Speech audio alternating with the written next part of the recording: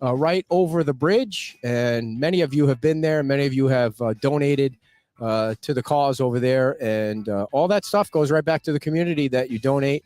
And so we'll keep you in the loop on what's going on there. I want to thank Tom at La Ola for allowing us to sit in his area here and bring the show. Thanks to the mayor who just finished a live shot, another TV live shot. Everybody wants to do a live shot with the pier in the background. I mean, you can't find any other, well, I guess you can find a landmark, but a landmark like that was so iconic to Fort Myers Beach to stand in front of.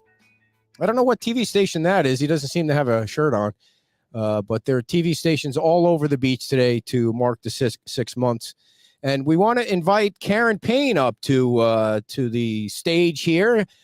Karen is a resident of Fort Myers Beach, and we are also waiting for Cindy. Cindy is, well, let me give you this one. It's got a little longer cord, and you can sit right here.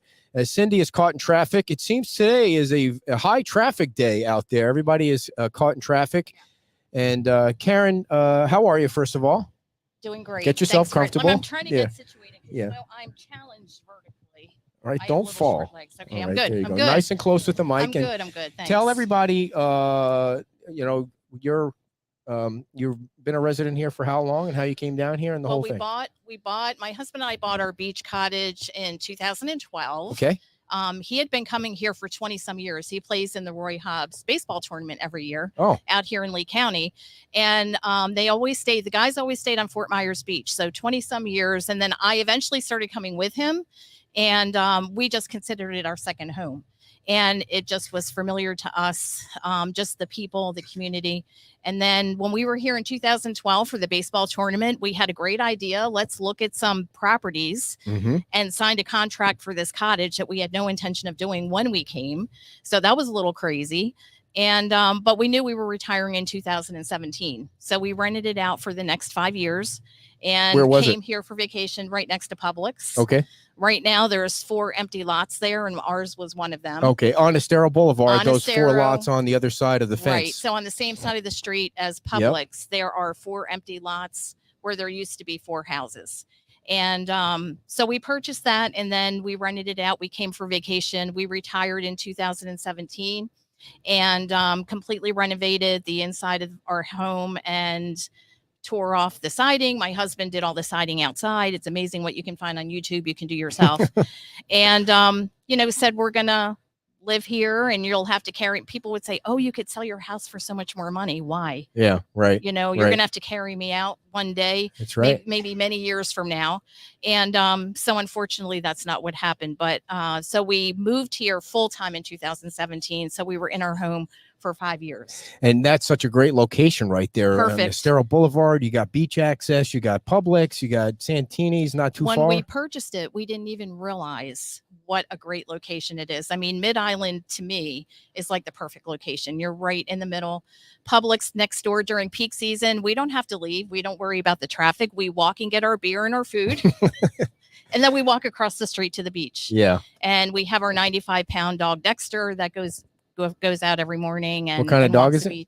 He's a mixed breed. We rescued him 5 years ago. Very cool. Right after we moved here. So he loves the beach. And as it turned out, he had to swim for his life during Ian. So we know he's very strong. But yeah, so things took a little bit of a turn back. So tell us about September 27th, the day before the storm. What were you thinking? Well, I was getting increasingly scared as they updated the forecast. And my husband, who is just about as laid back, as chill as a person could be, like Fort Myers Beach is perfect for him. He's saying, oh, it'll be fine. It'll be fine. Our cottage was built in 1957. There were hurricanes, there were storms, there was all kinds of weather events here. Never any damage at all, not a speck of damage to our cottage.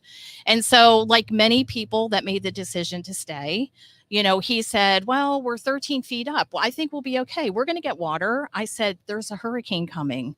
He said, well, I know that. I know we'll get now you guys water. Are fighting. It was horrible. Yeah. We literally fought for 2 days before the hurricane because I said, I feel in my gut, like I have this feeling we need to go. And he said, well, I'm not going. And up until like the night before at 11 o'clock, when I was watching the news, I said, he went to bed. And I said, I'm going to evacuate. I'm going to South Fort Myers High School. You said that. I did. I woke him up and said, I got to go. And he said, I love you. I'll see you tomorrow. Wow. No, I have a feeling that conversation has happened in many a house between the man and the woman. The man thinking he's going to stay and the woman being sensible. It just was, the last thing I wanted to do was separate from my husband during this event. But I just had a sick feeling like never before. And I said, I just really feel like I need to go. Now, when I left, I took a blanket, a pillow, my ID to get in, and that was it. I mean, I thought I was coming back to my house the next day. Now this is your full-time home at this point. Yes. You don't have a home in where did you come from? Maryland. So yeah, all your belongings are in this house. Everything you own is in that house. And your husband's in the house. My husband and our dog. Yep. And so the next day when you see what's going on, how do you communicate? Were you still able to talk on the phone? Yeah. Well, what happened? So the next morning, we were FaceTiming back and forth throughout the morning up until 2:00 actually. And very early on, he realized this is not going to be good. This is going to be bad. And by the time he realized this, they were not allowing people. Well, I think once the winds got to 45 miles an hour, I think it is, they weren't allowing people to go across the bridge. And, I said it was a mandatory evacuation. But obviously many people made that decision based on things that have happened in the past and decided to stay. And he said, I know it's going to be bad, but at this point I'm kind of here. I'm hunkering down. And thank God I evacuated because I took one of our vehicles, which meant we had a vehicle because our other one was in a pile in Publix with a lot of other vehicles. Yeah. I'm still yet to find a single vehicle that survived the storm on this island. It was a car cemetery. Yeah, there's no, it's, first of all, it's in the water, so you can't do anything with it. Sure. If it doesn't look like it's been to a demolition derby, which they all did. Yeah. So we were on FaceTime back and forth, and he would go outside and he would show me. And I just was like, I was panicking, and the water was rising so quickly. And we lived across the street from Seaside condominiums. And I said to him, why don't you go across the street? Because he said the water's rising rapidly. And I said, why don't you take Dexter and go to Seaside and go up the steps, because you could access the top level with the outdoor steps. Okay. And I said, you'll probably be okay up there. What do I know? I don't know, but at least it's someplace to go. Higher, yeah. So he tried, and we had pool floats that he was like trying to get Dexter in the pool float. Oh, and he was trying to get across. And the dog's probably like, what the hell are you doing? Put a floaty on me for. Right. He's like, what are we doing here? So they tried to get across Estero Boulevard and they couldn't. Because of the water. Surge was so strong. Now, if it was just my husband, he would have gotten across. But with trying to keep Dexter and get him across, the dog's 95 pounds, he just couldn't do it.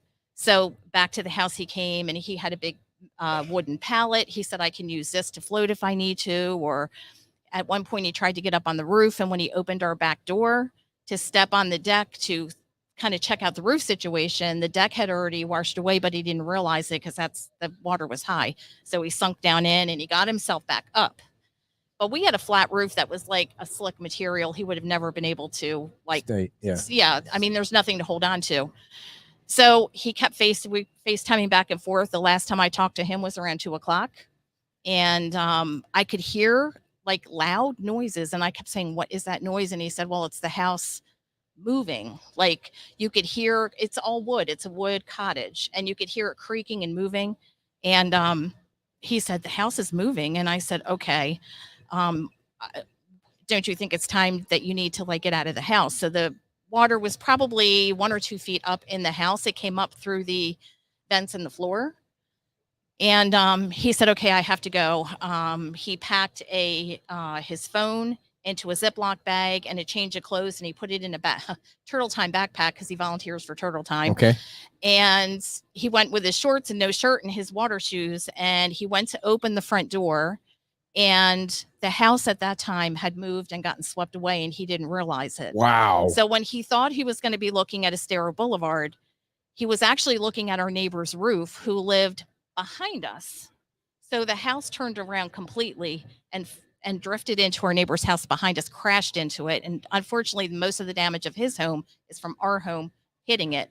So when he opened the door, there was his roof in front of him. So that was a miracle. And to me, there's many miracles in the story. So how do you open your door and there's like a roof in front of you to say, just climb on this roof? So he went to lift Dexter onto the roof, and Dexter got very panicky. Sure. And tried to jump behind him. and missed and ended up in the water, in the surge. So now Dexter, in 2 seconds, my husband said, I've never seen anything like it in my life. Like, of course, the whole thing, you've never seen anything like it. But in 2 seconds, he was like so far away. He was like a black speck. And he said, okay, I have to go get him.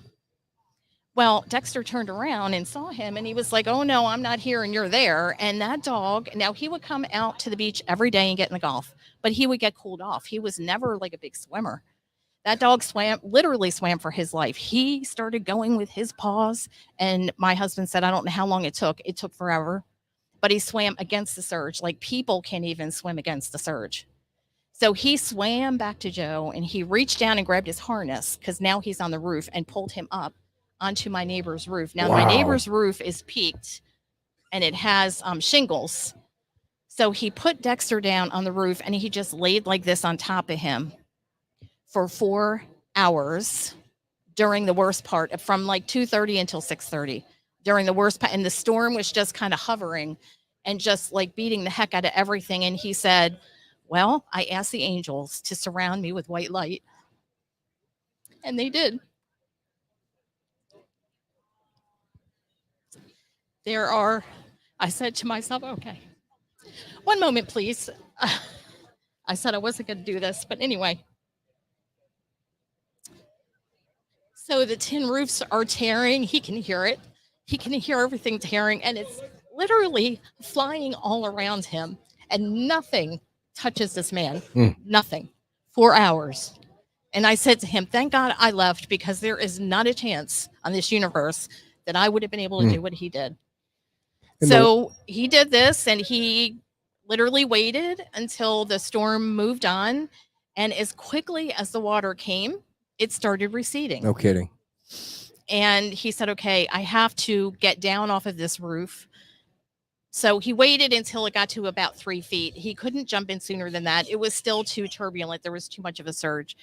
So when it got to about 3 feet, he said, well, I take a chance and I jump, because you don't know what kind of crap is in there. Sure. Muck, whatever. So he jumps in. And in the meantime, I forgot the part of the story, a neighbor across the street, they had decided to stay in their home. Many people had decided to stay, obviously. Right. They were 16 feet. They were 18 feet up off the ground. And they knew that because they just had an insurance adjuster out there measuring. So they see Joe, and they're waving to him to let him know that I see you, and we're going to watch you.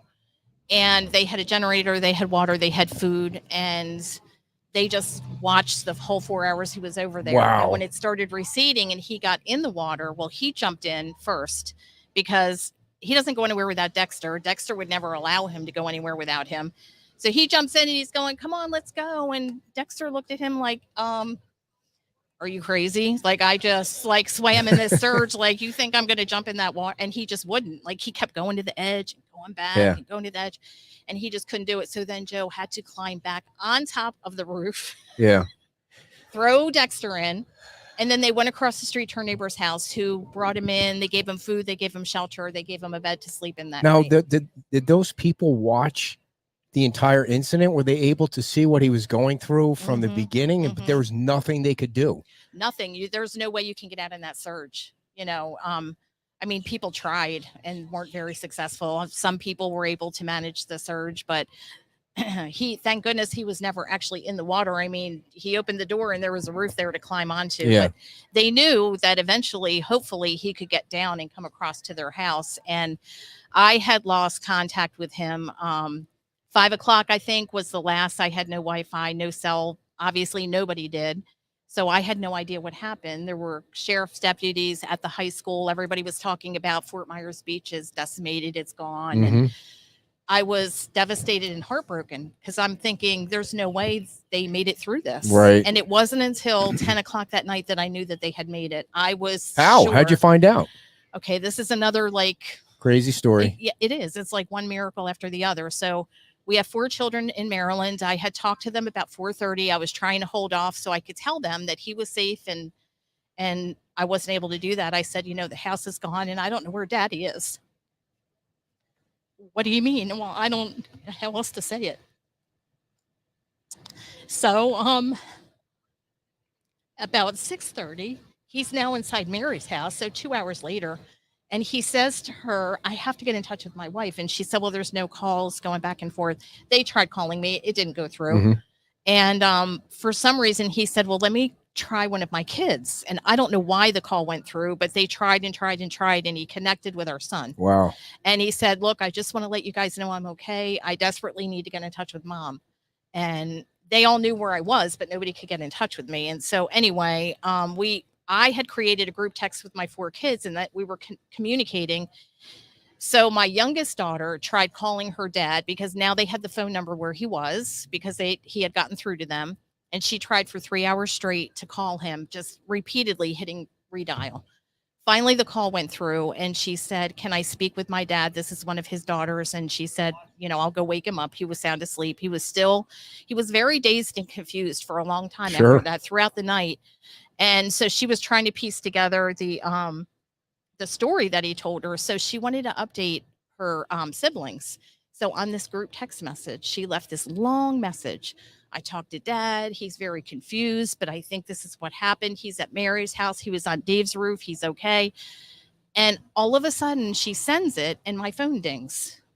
And I'm in the corner on the floor in the high school under the blanket because I can't see or talk to anybody. I'm sobbing. And it dings and I go, oh my gosh, was that my phone? So I go to my phone and I look and I scroll through and I see words like, Dad's okay. He's at Mary's. I'm going, who's Mary? I don't know Mary. He was on Dave's roof. He's okay. Dexter's okay. And I just literally fell to the ground. Just, are you kidding me? And then I try to respond to the message. It won't go through. Oh, God, torture. I try to make a call. It won't go through. So it's a miracle that message came through. Yeah. But it came through to let me know he's okay. Now, tomorrow, you need to go find him. And that was a whole nother thing. But I did. Yeah. I found him and how'd you get over there? I got in my car. They were trying to talk people into staying. They really didn't want people to leave. They said, there's no electricity. There's no water. There's no communication. They said you can't get through on the streets. But I said, I need to go get my husband. They said, you can't come back in. I said, that's okay. I have a vehicle. I got to go find my husband. So I got in my Explorer and I headed over and it was early. It was like 6:30 or 7:00 in the morning. And I just, even though what happens, you're driving through it and you're thinking. Well, you're not getting over here in the car though, right? I did. I sure did. How did you get over in the car? Kind of like Mario Kart type But there thing, was full of sand, right? Well, I got to the front of Lonnie Kai. Okay. And just going through the streets was very surreal. It looked like a movie scene that was staged or something surreal, like fake, because these things don't belong here, especially closer to the beach with all the boats that were stacked on top of cars and in the middle of the street. But when I got over here, I was shocked. I said, why in the world are they letting people over the bridge? Yeah. But nobody had been out here yet. There were no rules. Nobody knew what to follow. No, I mean, I did the right thing as a resident. I put my little tag on the thing and maybe they'll let me through. Everybody was coming across. So I came across and I said, well, he's walking. Oh, because when we spoke the day before, he said, when the storm is over, I'm going to walk over the bridge and there's a little parking lot on the other side. Sure. He said, just pick me up there. I said, okay. So we made a little plan. So I said, I'm going to go to the parking lot and hopefully he's going to walk there. I didn't know where he was or whatever. So I'm driving through and there was a man that was stranded almost in front of the Walmart up here. And he was on the opposite side and his car was turned the wrong way. And he was just sitting on the medium strip. And I felt bad for him. I'm like, well, let me see if I can help him somehow. Oh, gosh. You didn't have enough going on? Right. So I pull over and I go, I'm really sorry. My phone's not working. He's like, yeah, nobody's phone. I said, but can I drop you off somewhere? I felt bad. He was sitting there. I see you're stranded. And he was like, well, no, thank you for stopping and asking, but there's a tow truck coming. I said, how in the world did you call a tow truck? Right. And he said, well, Walmart and Publix, somehow their Wi-Fi is still working in the parking lot, which I would have never thought to check. So I said, that's brilliant. I said, are you sure I can't help you? He said, no, but thank you for stopping and asking me. I appreciate that. But the reason why I stopped was because I would have never thought to go into Walmart parking lot. I pull in Walmart parking lot and there's piles of cars all over the Yeah. place. But there's people also thought their cars were going to be safe there. Right. But that people are pulled in. And as soon as I pull in and it connects to the Wi-Fi, my phone goes beep, beep, beep, beep. You know, I'm getting all these messages and it's going crazy. And I thought, okay, this is good. Let me try to get in touch with Mary, who I've never met before, but that's where Joe is. I see. And I say, hi, this is Karen, Joe's wife. Thank you for saving his life. Can you tell him I'm coming to get him? And she said, okay. He said he'll be there in about an hour. It'll take him about an hour to walk. It's about 3 miles. But we know there's houses and stuff in the middle of the street. Yep. So I say, okay. So I come across, and when I realized I could get across the bridge, I thought, well, I'll save him some walking time. I'll go as far as I can down Estero, which wasn't far. I came down here yeah, those first few days No, you can't describe it. But what was so disappointing was the number of people that didn't belong over here. Yeah. That were taking pictures. We survived and you know, it was just like it was heartbreaking because I'm like, people are literally dazed, confused, lost, lives lost, homes lost, and you're over here having a party, right? So I sat in front of Lonnie Kai. I'm like, okay, he'll be walking up this way. I can't miss him. It's the only way off the island. So I sat and I waited an hour, 2 hours, 2.5 hours. I was like, okay, something has happened. And I'm watching all this craziness happen at the same time. And I decided now, if he couldn't get through Estero to walk down here because there's too much stuff, what would he do? And I thought, well, what he did every day is he walked out to the beach and he walked down the beach every single morning, first thing. So sure enough, that's what he did. And you missed him. He walked up the beach and he crossed through Lonnie Kai parking lot. Oh, jeez. Right behind where I was sitting. So now he's on the other side of the bridge going, where is she? Oh, boy. And I'm over here going, where is he? Yeah. So I go across the bridge and I go in the parking lot, which was just full of muck. Yeah. And I come back out and I go, okay, maybe something happened to him. Maybe he turned around. I'm going to go back to Walmart, steal their Wi-Fi again, and ask Mary, is he at your house? And so I pull out onto San Carlos and I start pulling out, and over on the sidewalk by the gas station, he's standing there with Dexter. We're here, and I was the second time that I completely lost it. What was that hug like? I was a mess. I stopped in the middle of the road. I'm like, get in this car. Now you're back to fighting already. And all the wives, and I said to him on the phone, if you survive this, I'm going to kill you. Right? Get in the car. And so he goes, no, you really need to pull over in the parking lot because I know you need a moment. So I did. I pulled in the parking lot and I got out, and I must have said 20 times, I thought you were dead. I thought you were dead. I thought you were dead. Wow. And he said, well, what do we do now? And I said, well, he said, let's get a hotel. I said, there's no power. There's no water. There's no electric. There's nothing. We can't even communicate with our family. The only thing we can do is drive to Maryland and don't stop till you get there. We left for Maryland 17 hours straight through, never stopped. Wow. Just drove straight through to our kids. And, you know, we're fortunate that we have family and kids and resources. I say to people all the time, we're lucky. People think that's crazy, but there's people that don't have resources. They don't have a vehicle. We had a vehicle. They don't have family. Yeah. They don't have anybody to rely on. And we just have been surrounded by nothing but great people. How many times did your kids slap the dad in the head when they finally met him back in Maryland for the first time since the storm? I mean, he says now, he's like, it was crazy. Of course, I would never do that again. But you just never in a million years imagine what's going to happen. Right. It was that false sense of security that everybody talks about from the last storm when they said there was going to be storm surge. And you never believe the force of the water, I guess, until you're experiencing what that crazy storm surge can do to structures and buildings and things like that. And we moved here right after Irma. So Irma happened and we were moving the following month. And of course, Irma was supposed to be a big event and storm surge. And although it was, not great, it still was not. Didn't compare. Didn't compare. Right. So you go back, you get settled up with your family, and then at some point you come back to your property. We had to come back. Yeah. I got in the car and he said to me, I know you don't want to come back. And I said, are you kidding me? Of course I want to come back. Like I had told God the day before, if everything is gone, my home, my husband, my dog, I'm leaving and never coming back. But if he is still here, this is where we belong. And we love this community. And we fully intended on rebuilding. And, it took us a couple of months. We came back, we met with people we need to meet with, meetings, phone calls, really, really, really wanted to rebuild. And, everybody has to make their own decision. Right. Well, you're already gone. You've already gone through an emotional roller coaster trying to figure out if your husband's alive. You get through that. I shouldn't even say you get through that. You get past that. Right. You come back for the first time. And again, I said this earlier, that it almost feels like crying when you ask this question, but you're standing in front of what used to be your dream house and everything you own is in it, and it's not there. It's not there. What is that like? It was, it was so surreal. The pilings were still there.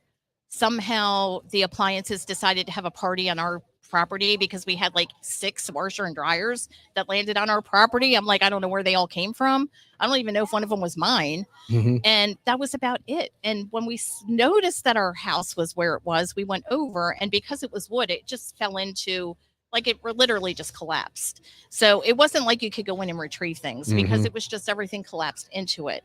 But we tried to get a few things here and there. And each time we went back, we would try to find a few little things. And we did.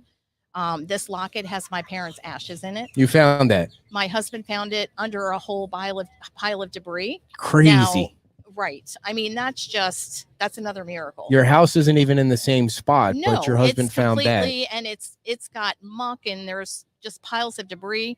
I brought these letters. So my husband was in the Marine Corps, and we started dating a long time ago.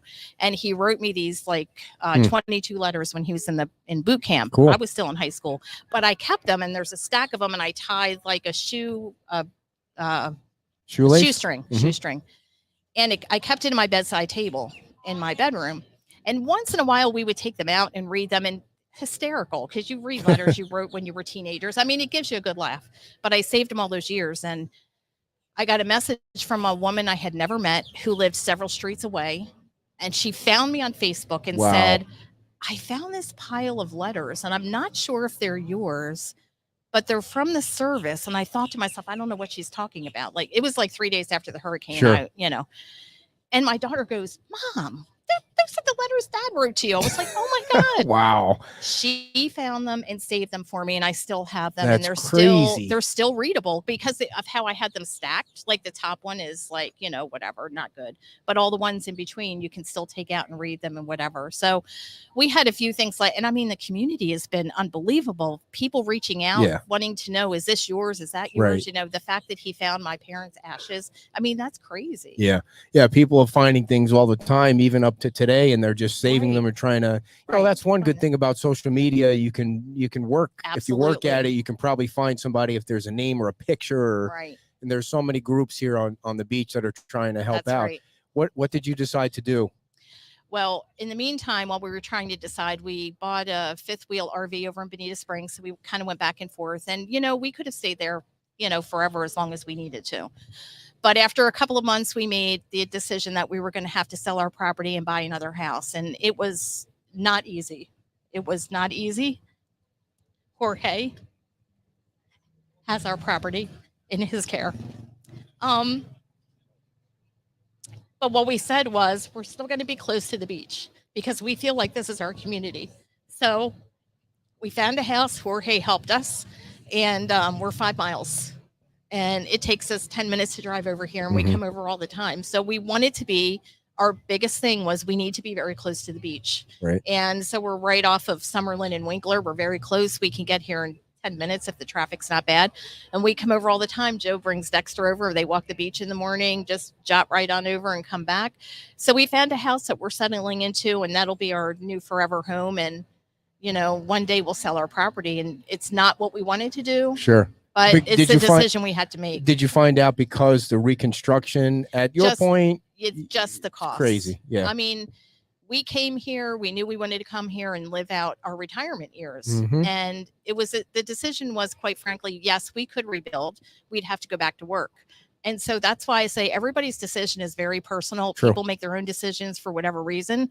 And we said we want to, be able to still be here and experience this. And so we can't afford to do it and still be retired. So we're still retired. We'll sell our property and sell, pay off this house eventually once the property sells, and we're not in a hurry for it to sell. But there are people that are. Our neighbor had just bought her house and has a big mortgage on it that her house floated away too. Yeah. And she has to write a mortgage payment every month, and there's no house there. That's the worst thing in the world. And so this is why I'm saying we're more fortunate than other people, because that wasn't our situation. When we moved here, we paid our house off, so we didn't need to worry about that. But you know, everybody's making their own decision. They're doing the best they can. Some people mentally can't go through the process. You know, we're happy being close by and supporting all the local businesses. How is Joe doing?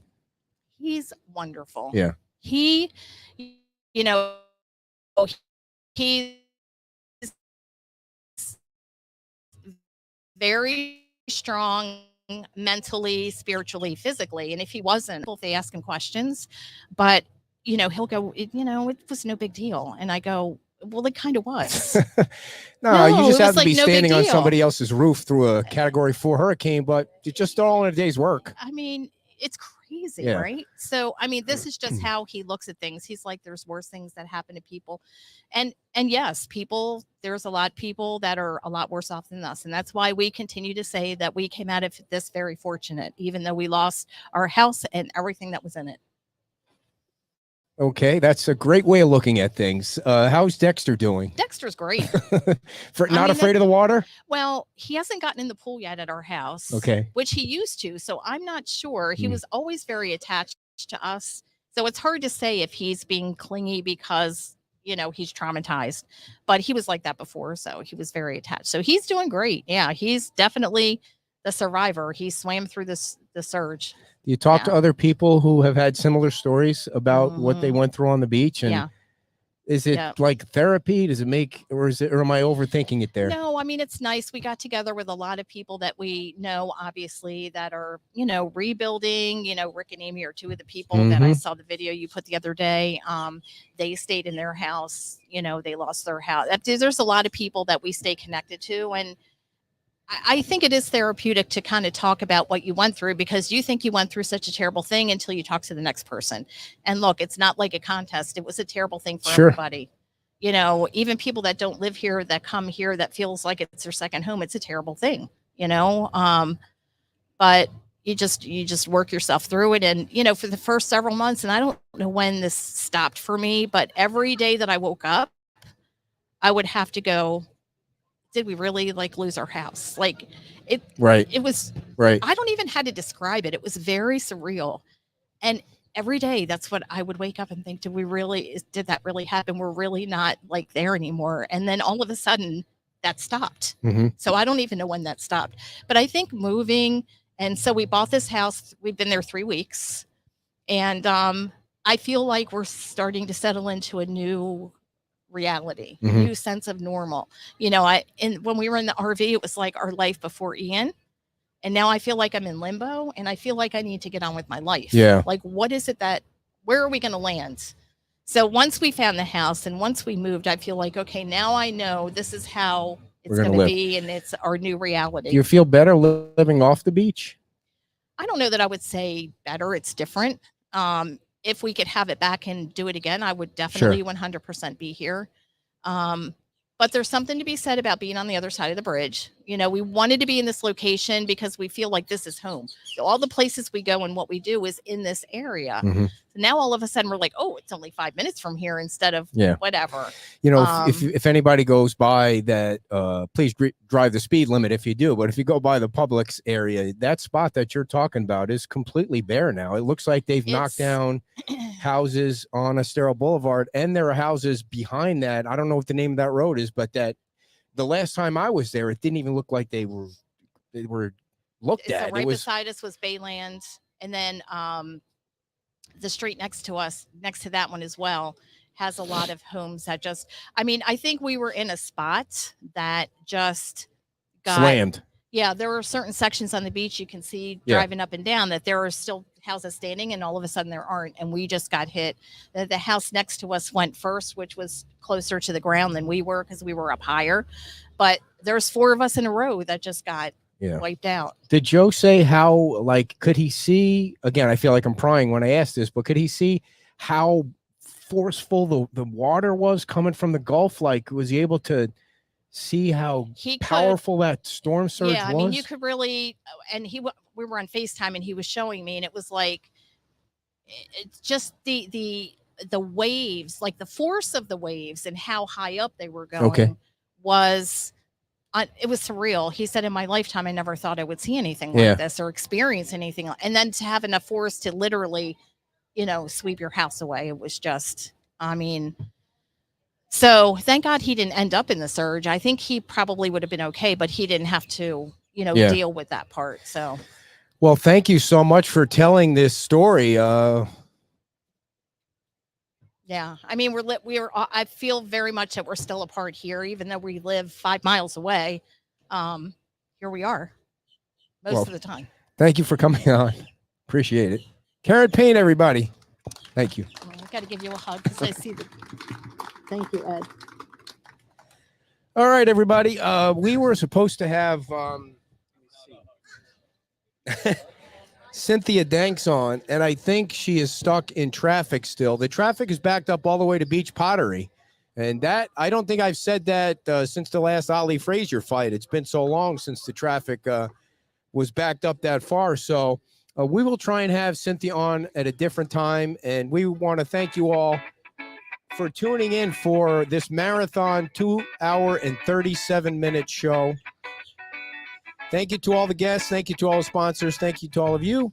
Thanks for Marie. Thank you to Marie for coming down. And thank you to La Ola for having us here. We'll be back Friday night from Margaritas, Saturday morning from Wahoo Willie's. And have a great day and a great week, everybody. Bye-bye. Island.